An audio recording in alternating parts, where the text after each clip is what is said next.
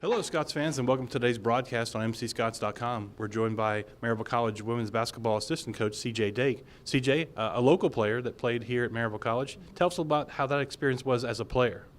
Well, as a player, we hung up 2 NCAA banners.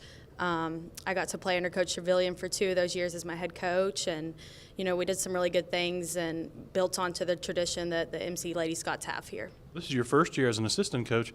Talk a little bit about how the transition. Coach Truvillion was an assistant, then a head coach, and then now you have to work for him and work with him.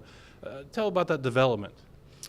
Well, as an assistant coach, he mainly focused on putting in our offense and everything. Now as a head coach, he's broken down all the defense as well and doing all that. As a boss, he demands the best from me and the best from the girls, but he has great expectations for this program, and so we've just tried to build on that every year. Now, what are you responsible for on the court? Are you developing the post players, the off forwards? Tell us a little bit about what you do as an educator on the court. I typically work with the post players. We work on their development, skill development, that kind of thing. And then we've also been splitting up just the offensive breakdown. So I've been in charge of one of the groups too, just working on that and drilling that.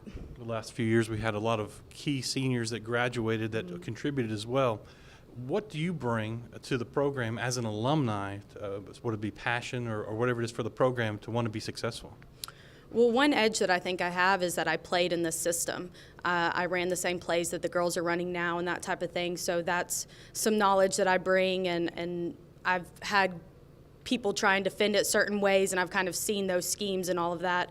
Also just a passion and a love for this program that I have. So, being in the Great South and USA South, can you compare and contrast how you had to prepare? I know the double headers are really tough in the USA South.